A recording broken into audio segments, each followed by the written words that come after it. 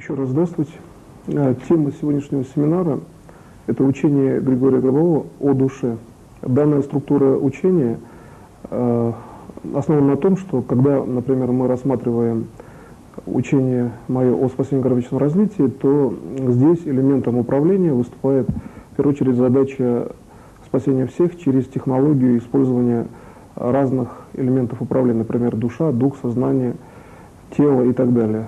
В моем именно структурном уровне учения о душе я в первую очередь рассматриваю работу своей душой, то есть человек работает душой, при этом совершая те же, в том числе, задачи, например, задачу спасения всех, а также задачу личного управления.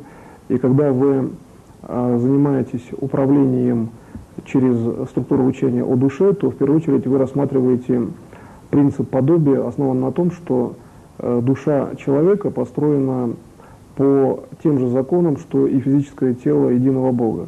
Когда вы рассматриваете в качестве аксиомы данную позицию, то вы видите, что душа уже потому вечна, что она построена по тем же самым законам. Следовательно, когда мы рассмотрим, так скажем, законодательный уровень в управлении, то получается, что в условиях управления мы видим прежде всего, когда мы рассматриваем именно развитие души, то уровень законодательный здесь виден как уровень именно действия. И в условиях управления, вот именно когда мы рассматриваем учение именно мое о душе, то здесь прежде всего уровень управления рассматривается как уровень действия одновременный. То есть здесь нет, в общем-то, по сути, разницы между управлением и действием, поэтому здесь надо быть внимательными в плане именно как бы переходных границ. Здесь работает один оптический уровень, и в условиях данного состояния законы именно построения физического тела единого Бога преобразуются в виде законов построения сознания, духа, души, например, физического тела человека в том числе, и поэтому, рассматривая законодательный уровень действия от души, мы можем прежде всего рассмотреть достаточно простые элементы в практике, собственно, например, там, лечение, да, от неизлечимого, если заболевания, то ясно, что вечная душа, она не подвержена там, заболеваниям. Тогда получается, что идя, например, в экстраполяционном как бы, уровне, на уровень соотношения задач, мы видим, что физическое тело единого Бога, оно также нетленно, оно не может быть разрушено, и получается, что физическое тело человека, как проекция физического тела единого Бога на душу человека, здесь надо быть внимательнее к формулировкам, потому что формулировки это и есть элемент управления в данном случае, также может быть неразрушаемо. Следовательно, в сознании человек должен найти просто-навсего точку неразрушения вот с этой позиции.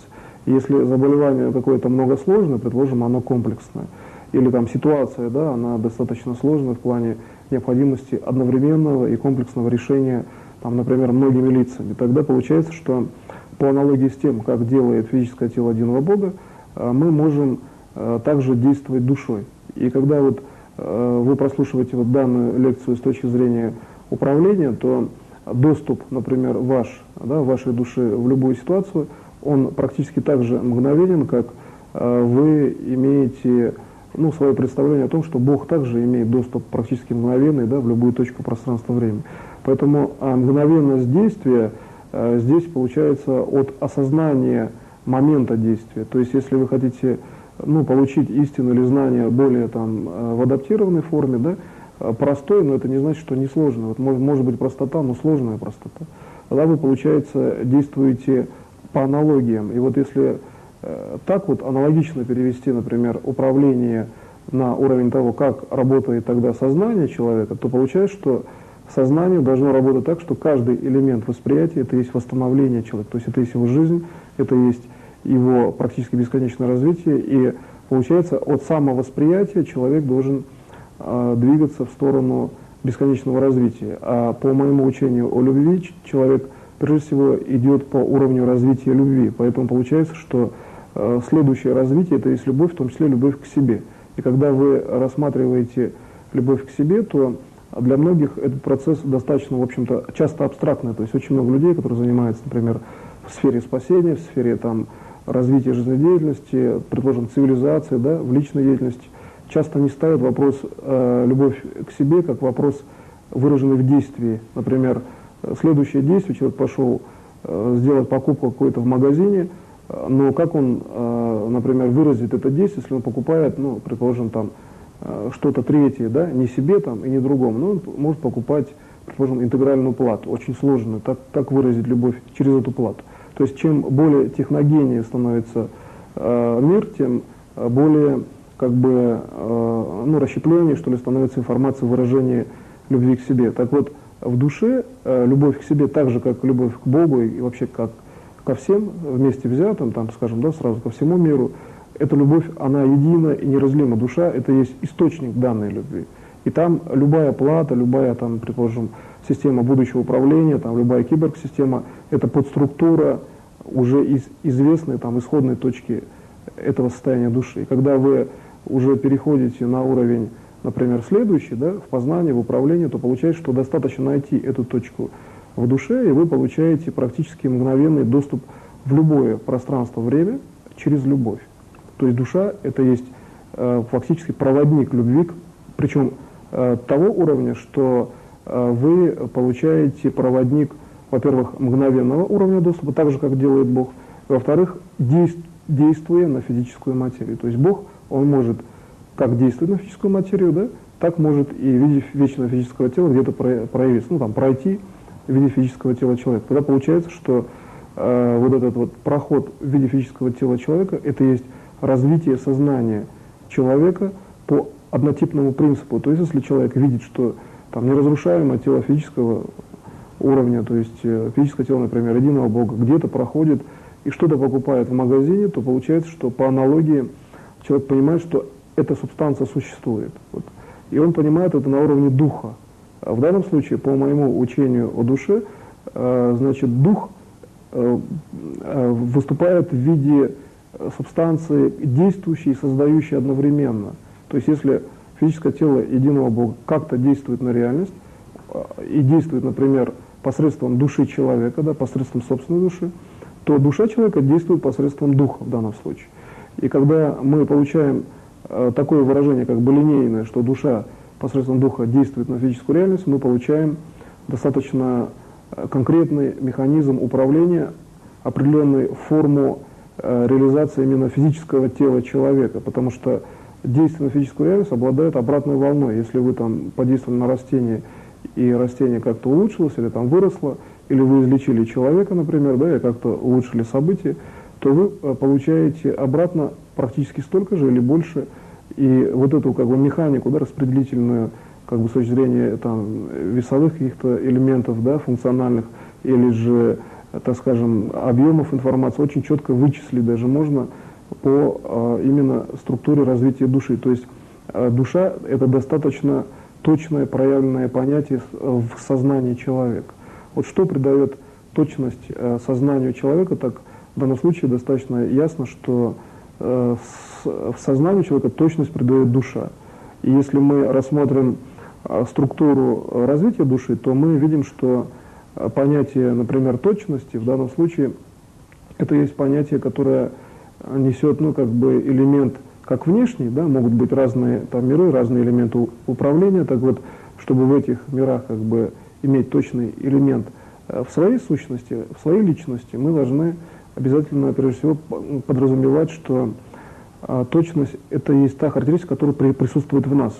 Иначе мы можем достаточно долго ходить по бесконечному уровню информации, а как точно, например, определить позицию в управлении, так вот, в моем учении о душе можно совершенно точно сделать это управление, всего лишь навсего найдя проекцию души на сознание. И когда мы начинаем здесь анализировать, здесь позволяет провести анализ, в общем-то, просто простая логика на самом деле. Ведь сознание человека, то, что определяет как бы поведенческие системы, да, ситуацию в мире и так далее, с точки зрения физического тела единого Бога, его сознанием является вся реальность, проявленная, непроявленная, физическая, например, или же информативная. Получается, что сознание человека проявлено, например, в действии Бога в данном случае. Когда вы видите действие Бога как элемент сознания, то вы видите, что ваше сознание может быть так же бесконечным, как и душа человека. То есть вы приходите логически к тому, что по аналогии проекционные как бы составляющие души, это же тоже все равно душа. И получается, что вы выделяете спектр линейного, то есть точного правильного сознания в своей душе. И вы видите тогда источники роста сознания, как вообще душа создает сознание. И также по аналогии физическое тело единого Бога создает любую реальность, вы видите, по каким законам развивается ваше сознание.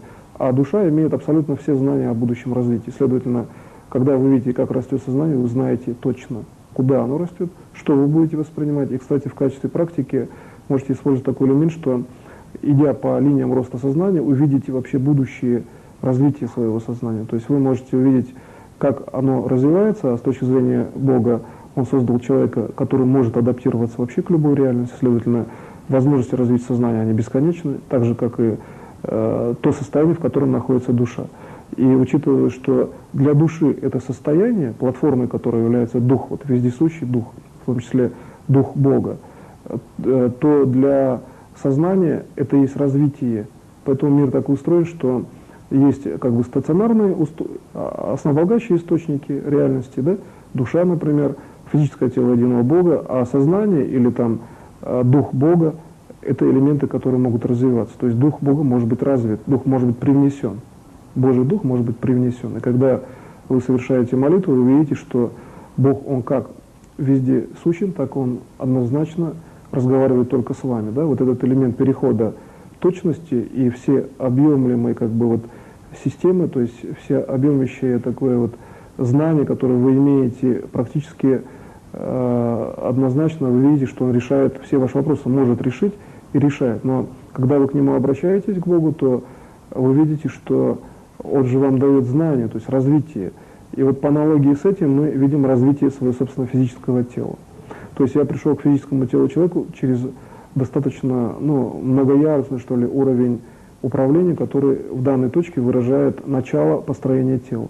Следовательно, тело — это очень многокомпонентная, как бы информативная конструкция в плане всеобщей реальности. И с точки зрения физического тела единого Бога здесь существует различие, именно различие восприятия. Физическое тело единого Бога, оно существует и все. То есть его как бы человек и не должен, да, казалось бы, строить там, и в принципе он может и не строить, но если он начинает строить так, как функционирует физическое тело единого Бога, так строить мир, да, окружающий мир, то мир так складывает вокруг него обстоятельства развития, что его тело становится вечным.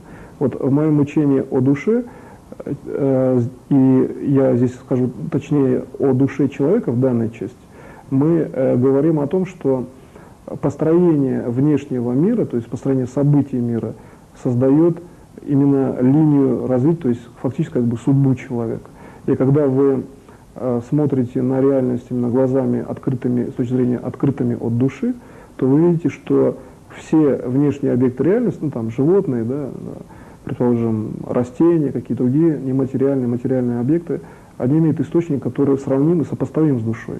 Можно назвать там, что есть, там, предположим, да, душа животного там, и так далее. Но когда вы начинаете присматриваться, как вообще реагирует душа, например, животное на какую-то ситуацию, то вы можете точно понять, как реагирует именно в равновесных процессах мира, если вы увидите, как развивается сознание животного. То есть вот сознание животного, которое держит как бы, да, всю конструкцию мира в развитии, в том числе так же, как в единой точке, любой элемент информации держит весь внешний мир, вот по именно структуре учения о душе. То здесь вы можете, выйдя по границам развития сознания животного, но уже от развития мира, будьте здесь внимательнее, для человека развитие сознания исходит из души. Когда вы хотите понять, как смотрит внешний элемент мира, да, и управлять элементом, естественно, как делает физическое тело единого Бога, вы должны смотреть, как мир формирует развитие сознания животного, там, растения и так далее. И когда вы видите это различие, вы понимаете, в чем есть различие между Богом и человеком. И когда вы так видите, вы можете идти по пути тому, по которому идет сам Бог, и идет его физическое тело. Тогда вы можете развить структуру души, то есть вы можете повлиять на структуру своей души. Это принципиальное, вообще говоря, знание, потому что влияние на структуру души там, свою или другого человека, это то, что делает Бог, однозначно. Вот есть вещи, где работу делает только исключительно сам Бог. Когда вы, например, это делаете так же, как делает Бог, то вы входите в структуру и в тот мир, так скажем, в основополагающую систему вообще мироздания, и тогда вы можете влиять на любую, например, там, молекулу, на любую макросистему только потому, что вы ее воспринимаете, эту систему, так, как вы хотите. Здесь область желания, вот чувственное желание совпадает с областью действия и реализации действий. Поэтому иногда есть, ну, скажем, такой признак в восприятии, что когда вы хотите воспринять, например, какой-то процесс, и очень этого пожелаете, то это может реализоваться. Вот это происходит в душе человека. И когда вы, например, ну, хотите поставить свое действие, например, действие воскрешения человека как цель управления, то в данном случае вы можете это для себя реализовать, потому что человек, он по душе такой же, как физическое тело единого Бога, а физическое тело единого Бога создает реальность. Следовательно, по моему учению о душе, достаточно развить душу на уровень реализации реальности в сторону нормы, в сторону физического тела единого Бога, и люди воскреснут. То есть получается, что здесь действие управления — это всего лишь навсего есть действие стремления к физическому телу единого Бога. Либо физического стремления, либо стремление душой. Здесь принципы уравнены. И вот то, что уравнение, скажем, уравниваемость этих принципов, это есть пространство развития вашего духа. То есть я ввел такое понятие, как развитие духа в информации или в пространстве души. И здесь мы видим, что два соседних элемента вашей души, хотя она единое целое и неразрывная, это есть то, что между собой содержит дух. Когда человек совершает молитву и обращается напрямую к Богу, он прежде всего рассматривает в качестве, ну, как бы оптического элемента посыла духовных характеристик, ибо душа уже с Богом. Душа всегда находится возле Бога по сути создания физического тела. То есть есть то пространство, где это всегда происходит, и люди нераздельны, например, с Создателем, так же, как каждая ваша клетка нераздельна, по сути, там, с какой-то другой клеткой. Когда вы переходите на аналогию построения, строения физического тела, то вы видите, что, например, восстановление тела, предположим, там, органа, или же восстановление, в общем-то, и человека, это есть действие, исходящее из каждой клетки вашего тела, причем по законам совершенно тем же, как развивается физическое тело единого Бога. То есть физическое тело единого Бога, причем такое, которое выглядит, например, именно человеком.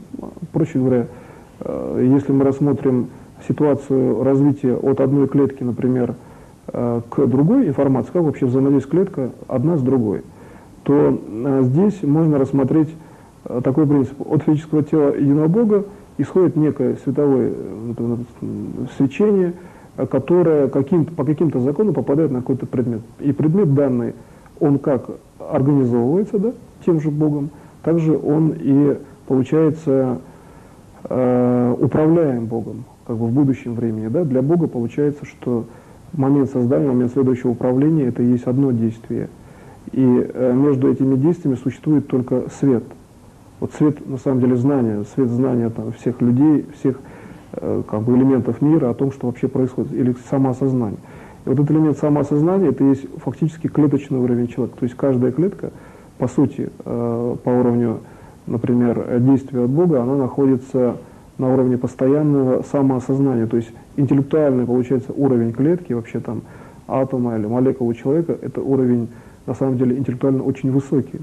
Если мы рассмотрим этот уровень как уровень, значит, сопоставимый с действием физического тела Бога, то совершенно четко видны законы, как конкретная клетка взаимодействует с конкретным элементом реальности, с соседней клеткой, с органом, с, например, внешней какой-то конструкцией по отношению к телу человека.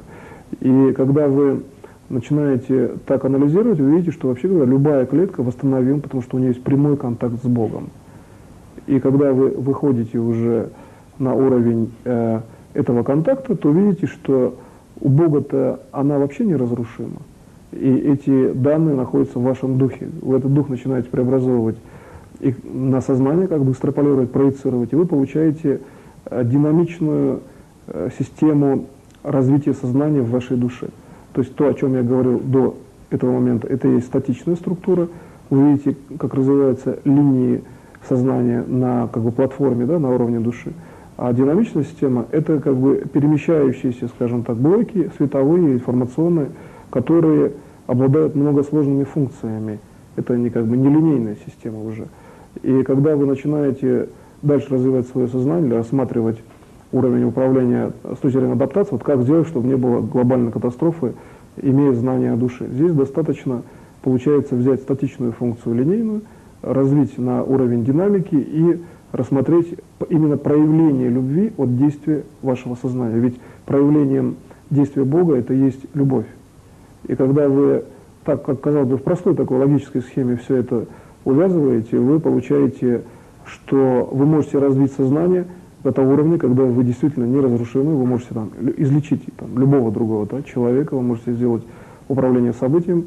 И если нюанс такой, то почему, например, там, скажем, знания такого типа, как бы, да, казалось бы, просто развиться и делать, они не приводят зачастую там, быстро к тому, что человек там, мгновенно излечивает или предотвращает там, любую катастрофу, потому что Бог дал каждому одинаковую, по сути, задачу, да, во всем мире, развитие мира, одинаковую душу с точки зрения задач. Задача одна, человек должен уметь жить вечно, и он должен знать эти знания, там, как это делать. Поэтому, если кто-то не научился, вы можете предотвращать катастрофы, по крайней мере, глобально и точно, с технологиями, там, скажем, прямого управления, да, по моим учению. Но чтобы выйти уже на задачи личности, надо получить допуск к личности. Вот в моем учении о душе получается так, что чтобы вылечить человека, нужно прежде всего, чтобы его душа этого захотела. То есть есть принцип свободы воли, и душа должна захотеть. Если рассматривать процесс идеологически, что вечное физическое тело единого Бога дает вечное развитие. Получается, душа все равно должна хотеть где-то там, да, в будущем или в прошлом. То есть есть элемент желания. Так вот, этот элемент желания – это есть рождение человека. Человек еще до физического рождения никогда не приходит на землю без желания первично выраженного им лично. И здесь вот выражение личного желания и выражение того, что Бог создал, в том числе и душу человека, упираются в задачу развития мира. То есть личность принимает решение еще, получается, до элемента как бы видимого человеком создания. Здесь вот очень тонкие, более тонкие структуры происходят, потому что душа – это тонкая структура, это многосложная структура. До элемента создания существует мир духа человека, не духов как бы неких, а духа человека, который должен быть рожден. Вот этот мир – это есть то, что воспринимает Бог, физическое тело единого Бога, воспринимает духовный аспект человека. Дух – это прежде всего как элемент восприятия будущего, потому что там, где нет прошлого, там, да, будущего, настоящего, мы получаем практически, в общем-то, уровень управления, который свойствен как бы бытовому уровню клетки. Вот, например, для клетки, если, так скажем, человека, да, продумать ситуацию, то понятие будущего, прошлого там, и так далее, настоящего, это такое же нейтральное понятие, как для Бога, который строит всю реальность. Потому что клетка также находится как бы внутри системы. Также и дух, находящийся в бесконечном аспекте взаимодействия, например, с другими элементами развития реальности, например, уже созданы люди, да, какая-то часть людей. И, значит, дух этих людей взаимодействует с духом того человека, кто еще не рожден, как бы не создан даже. И получается, что почему этого человека, например, да, ну, там, зачастую как бы скрыто, или человек не, может быть, размышляя над тем, вообще, как создается душа человека. Потому что это, ну, прерогатива Бога, и он создал, и все. А отдаление этого параметра, потому что человек не задумывается, может быть, часто над простыми истинами, ну, даже по специфике деятельности, да, например, он там атеист, или он очень занят, не потому что он это не может делать, он просто не ставит вопрос, что ведь, по сути, дух, имеющий бесконечное, ну, как бы оптическое представление, вообще информационное, он находится и в будущем, значит. Следовательно, несозданный человек еще, да, нерожденная душа Богом, она уже имеет контакт с будущим миром. И для Бога это есть построение его физического тела. То есть физическое тело Бога строится за счет того, что элементы как бы информации еще не созданные уже существуют и пересекаются с будущими процессами. И когда вы видите такой уровень, то вы видите, что человек всегда сознательно выбирает себе путь от Бога, то есть, ну, значит, вечного, да, развития, вечной жизни. Когда вы так видите, вы можете убедить, в общем-то, любого другого человека, что уж если изначально он лично выбрал, значит, себе такой путь, то он должен и жить вечно, значит, тогда. То есть, как бы, простая логическая схема. Правда, подвести к этой схеме надо, ну, как бы, сделать много дополнительных действий. Иногда, может быть, это простой алгоритм, иногда сложно. Если вот, например, то, что я сказал, изложить, ну, там, выписанными словами, да, потому что я все-таки семинар, вот тему лекции, сам урок создаю именно в момент, вот сейчас. А если позже уже выписать и постараться в виде аксиом, то это не будет сложно на самом деле. Там будет ряд, как бы, правил, аксиом, там, например, принципов, методов и все. И используя такую систему доказательств, дав ему, например, ну, такому человеку, которого надо, например, излечить, да, эту систему, он ее прочел, он встал на путь жизни, и душа начинает излечивать тело, получается. Так вот, процесс излечения тела — это из нормирования мира, так же, как Бог нормирует мир. Для Бога же не должно быть тел больных на самом деле, или там те, которые могут иметь проблемы там с жизнью. Получается, норма, так как Бог делает норму, как растет растение, да, как растут животные, как вообще мир преобразован, как вообще человек дышит, это есть технология самовосстановления человека.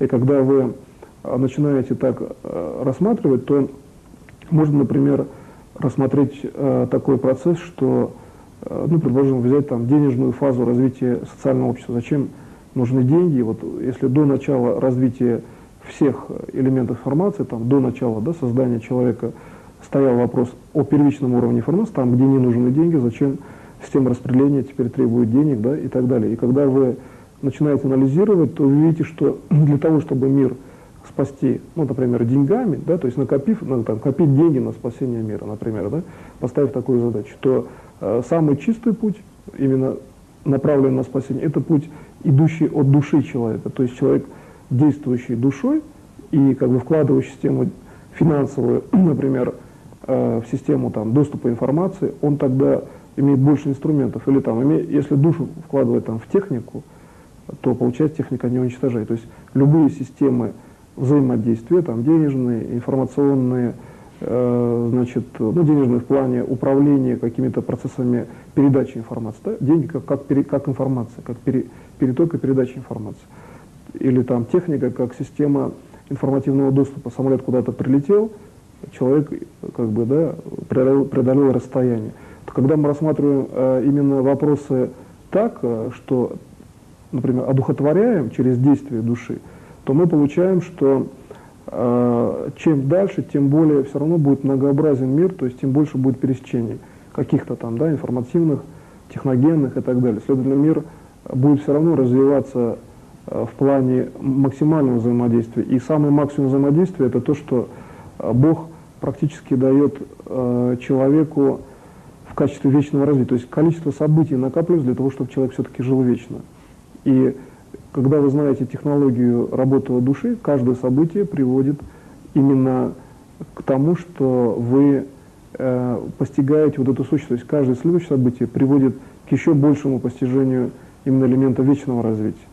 И исходя из этого, если ставить вообще вот, ну, задачу так, и вообще рассуждать таким образом, что как тогда человек, например, рассматривает Бога, да, с точки зрения созданного Богом сознания, ведь получается функцию сознания определяет все равно Бог изначально, то здесь принцип свободы опять дает волю все-таки человеку в том числе. То есть человек, ну, там, задумываясь над тем, как Бог создал его, он прежде всего рассматривает элемент все равно аналогии.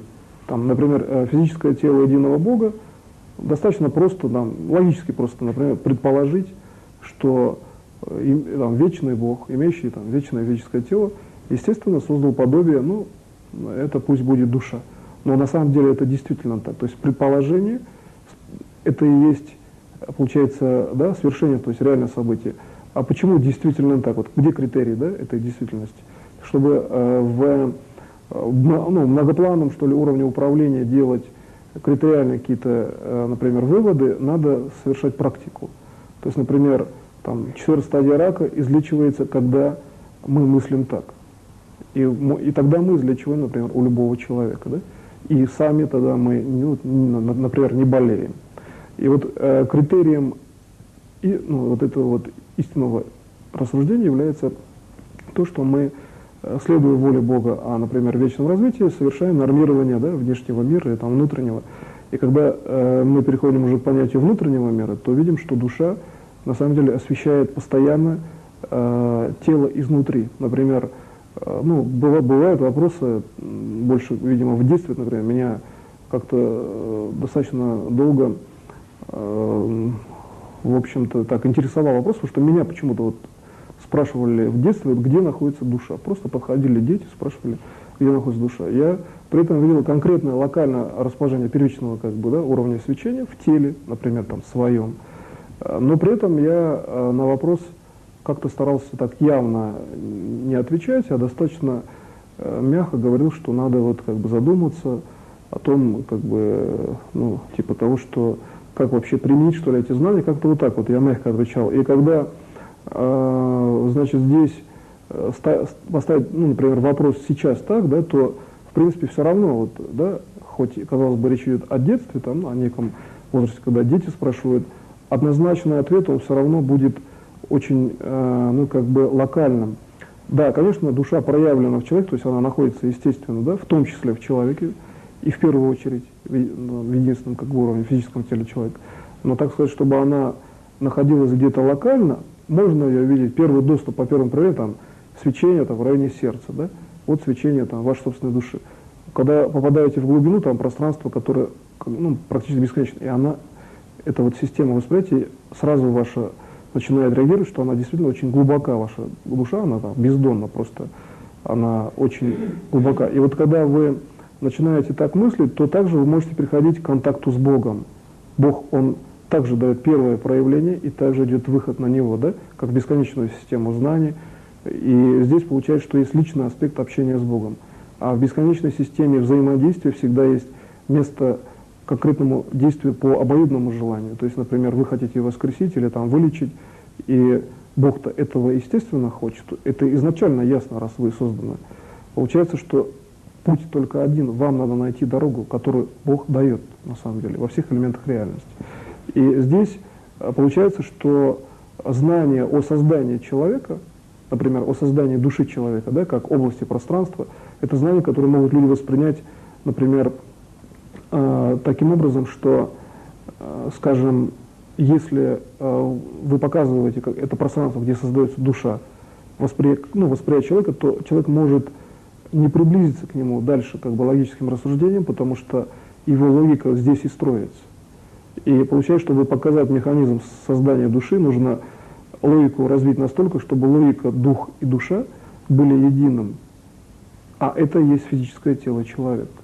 Только физическое тело собирает воедино такие разные понятия, разные системы, с точки зрения создания Богом.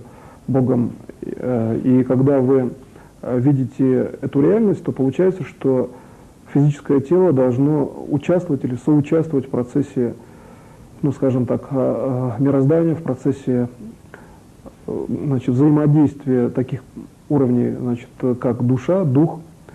И здесь получается, что вы можете действовать самостоятельно, зная так, как действует Бог, физическое тело единого Бога действует в данных обстоятельствах. Для этого вам надо понять, а вот физическое тело единого Бога, что рассматривает, что ли, в качестве данного обстоятельства. Действовать от своего физического тела, где тело есть выражение единства.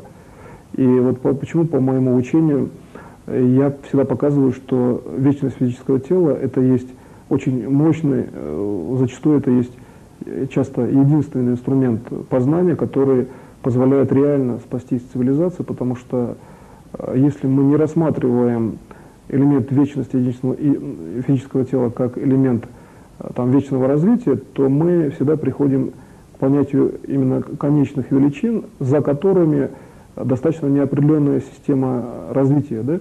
И получается, что элемент вечности, он в данном случае проявлен как элемент всеобщности, то есть и элемент передаваемости знания, например. То есть знание, вообще говоря, от Бога, оно должно быть обязательно всеобщим. И поэтому мы, когда, вот, например, там просто ходим где-то там по улицам, что-то едим или как-то реагируем на реальность, то мы получаем все время же знания, которые проходят через нас и преобразуют, вообще говоря, весь мир, по сути. И когда мы хотим, например, понять, а как в конкретном действии вот эти знания проявляются, вот где эти знания, которые позволяют влиять на реальность, вот возле вас конкретно, да? Просто присмотритесь, и вы увидите, что они конкретно возле вас, и вы их, в общем-то, можете понять очень просто, достаточно только настроиться на них и понять. Главное, как бы их увидеть рядом здесь, да? Рядом это не значит, что только возле физического тела. Рядом это там, где душа, дух, физическое тело, сознание и Бог работают в едином уровне.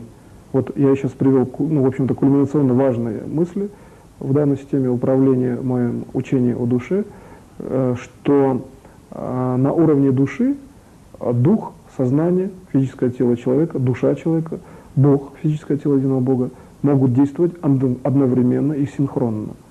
И получается, что любой элемент мира становится именно таким, каким вы его воспринимаете. То есть однозначным, жестким, зафиксированным там в каком-то конкретном месте и при этом имеющим полную свободу воли при этом, да? Значит, если это какой-то объект мира, предположим, функциональный, да, например, там диктофон здесь лежит, я могу его взять, там, переместить в другое место. Но это как бы структура техническая, которая определена для того, чтобы там записывать звук, например, да? Если мы говорим о человеке, человек имеет полную волю делать, что хочет. Созидательно, в первую очередь, конечно. И от Бога вообще исключительно созидательно он должен делать. Когда мы рассматриваем действия, почему там существуют несозидательные действия, там, войны, например, да, то получается, что душа человека, построенная по образу и подобию, получается, физического тела единого Бога, именно построенное физическое тело единого Бога также точно устроено, как физическое тело человека.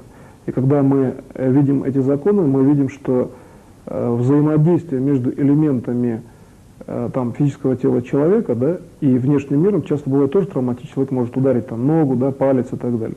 Но когда мы хотим, чтобы этого не происходило, то есть вообще поставить исключительно однозначную задачу, чтобы человек вообще не травмировался, не болел, там, не попадал в случайные ситуации и так далее. В таком несколько идеализированном, но с точки зрения точного будущего развития, это задача, которую надо обязательно решить. По крайней мере, для начала, для некоторых ситуаций, да? Там, чтобы не было там, глобального уничтожения, чтобы излечивались, там, например, неизлечимые болезни и так далее. И когда вы приходите к этому с точки зрения именно значит, уровня души, то получается, что ваша душа – это есть инструмент, который развивает мир и одновременно в нем развивается с точки зрения окружения. Ведь от Бога душа дана изначально целостной и имеющей все знания. Поэтому развивается там, ваша душа только при внешнем наблюдении. И когда вы, например, там, человек пошел в школу, он чего-то там познал, считает, что он развивается. И когда вы смотрите на это, как бы своими глазами и видите, что развитие – это есть только ваше восприятие, а не восприятие там, физического тела единого Бога, то ясно, что вы это развитие и совершаете. Ведь человек видит то от своей души, что он лично делает в этом мире. И, следовательно, вы этого развития привносите другому человеку, например, миру.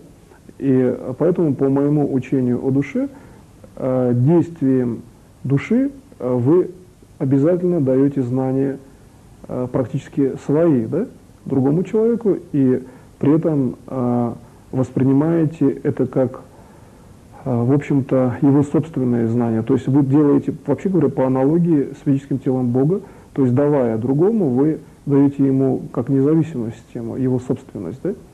Например, у меня в технологии, например, там, лечения поставлено, что обязательно дать аппарат познания, который бы позволил, вылечившись, экстраполировать знания на любые другие ситуации, там, не болеть, лечить других. То есть вот принцип передачи, почему именно так вот у меня поставлен, потому что по, например, моему учению о душе так вообще мир устроен, что в любом случае я действую так, что знание обязательно передается в момент действия. Так действует и физическое тело единого Бога.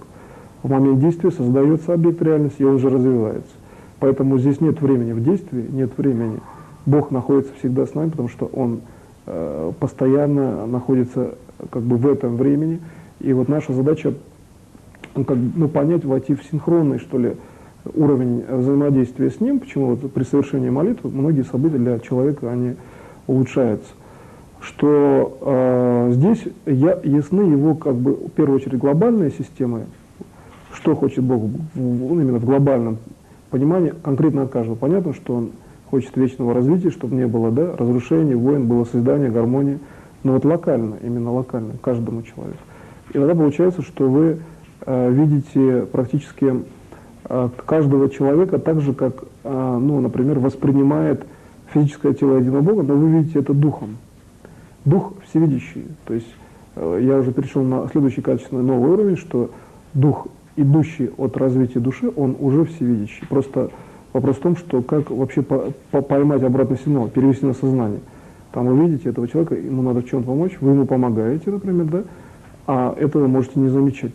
Так вот, чтобы перевести на сознание, можно, вообще говоря, сделать так, чтобы, например, во сне, если вот вы видите какой-то сон, да, если некая проекция разных событий, то во сне можно перевести на сознание только, например, проекционную хорошую часть. То есть, вам, например, вы считаете, что вот эта часть, она полезная для вас какая-то, да, какую-то вы как бы экранируете и делаете содержание сна полезным для ваших будущих событий. Если нет сна, то как бы просто мышление. И вот эта вот возможность перерабатывать как бы информацию в плане позитивного управления, как бы ничего не выбрасывая, ничего как бы в общем-то не трогая, просто вы берете и идете тем путем, который является путем Бога, то есть вы идете как бы по его следам физического тела Бога, где нет проблем, нет, например, катастроф, да, и так далее. И чем вы точнее наступаете на эти следы, тем вы, значит, меньше имеете проблем. Так вот, если несущей конструкцией данной дороги является любовь, а она и является, значит, любовь именно системной, так как бы, да, именно основой этих, скажем, да, следов, то дальше вы уже видите акт создания, как Бог создавал и создает вас. И каждый элемент этого движения приближает вас к акту самосоздания. И чем точнее вы как бы к нему подходите, тем вы, например, здоровее, тем благоприятнее у вас события. Получается, для вас акт создания и акт действия, текущего действия, да, это одно и то же. Человек Богом создается как бы одновременно на все время и как бы в реальный момент в текущее время. То есть, если рассмотреть ситуацию как бы абстрактно, комплексно, есть некие там молекулы, галактики и так далее, то Бог же это все как бы двигает, да, создает каждому элементу траекторию, то каждая точка человека, каждая клетка, это находится в равнозначном отношении по отношению к акту создания. Бог создает человека в каждый момент времени, и получается, что если знания эти рассмотреть, как он это делает, то через структуру собственной души можно спокойно создать собственное тело, создать собственное развитие. Для этого только надо знать, каким образом Бог, то есть на какой, как бы стержневую, что ли, ось он вводит информацию, да, как он вообще с вами взаимодействует. Источники, а ведь Бог, он совершенно открыт, он дает всю информацию для того, чтобы было вечное развитие. И когда вы начинаете здесь двигаться, например, по пути такому, о котором сейчас я рассказал, то вы видите, что как бы точкой вашего сознания или областью, да, или, например, сутью вашего сознания являетесь вы сами, вы, ваше действие, ваше физическое тело. То есть можно воспринять тело и сразу понять, что это вы сделали, в том числе уровень собственного самосоздания, это ваш уровень, вы его в себе ввели. Поднимаясь дальше, вы видите, как это делает Бог, да? А Бог, он делает просто более многообразно, он делает как бы для всех сразу. Следовательно, идя еще дальше, вы начинаете делать и сразу, и всем, и себе, тогда вы приходите в обычную норму, которая никак не отражена как элемент создания. То есть это для вас нормальное состояние. Вот норма это то, когда элемент самосоздания происходит, как бы без каких-либо проблем. То есть когда вы это делаете, например, правильно, да, по знаниям Бога. И получается, чтобы не было отклонений от нормы, вы должны рассмотреть будущую траекторию там, развития, будущие события, и эти события сделать такими, чтобы вы имели свой путь, как путь, который вы уже определили, который уже определен. Так путь, уже, который определен, находится у вас в душе, опять-таки. Бог уже дал вам этот путь. Поэтому это опять приближение к самой душе. Да? Получается, ну, как бы синусоидальный ритм, как работает сердце. Вы сначала выходите во внешнее управление, а потом опять приходите к себе. И вот этот уровень, это есть тоже путь Бога. Бог развивается гармонично, так же, как и, например, там синусоидальная система работы сердца. И когда вы, ну, если, предположим, там, ввести термин синусоидальная, например, гармоника, да, скажем так, то мы видим, что процесс управления может быть вообще-то на самом деле очень точным. То есть достаточно ввести, предположим, уровень именно, ну, вот этого синусоидального ряда, да, в свое сознание, то есть спроецировать свое сознание, а потом суметь, например, этот уровень, ну, как бы проекционный фактически уровень, значит, вывести в структуру души, ну, как бы, даже можно числовой ряд ввести. Вот почему я часто даю числовой ряд, который позволяет там проявить лечебный уровень человека, именно души человека. Здесь очень строгая система мер, как душа, это совершенно точная система мира. И поэтому мы получаем управление таким образом, что всего лишь навсего вводим их сознание в структуру души, в структуру действия души, нужные нам задачи.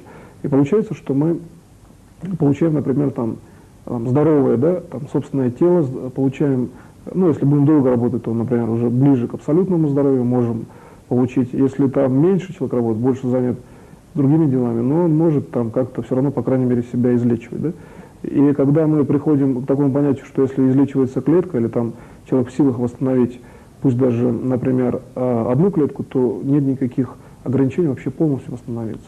Если он может себя восстановить мышлением, то есть практически элементом развития души, мышление как элемент развития души я рассматриваю здесь в плане именно действия, развития в плане действия, и причем вашего личного действия и вашего личного развития, то получается, что это можно перенести на другого человека. То есть все принципы там, дистанционного управления, спасения начинают приобретать очень простую логическую схему.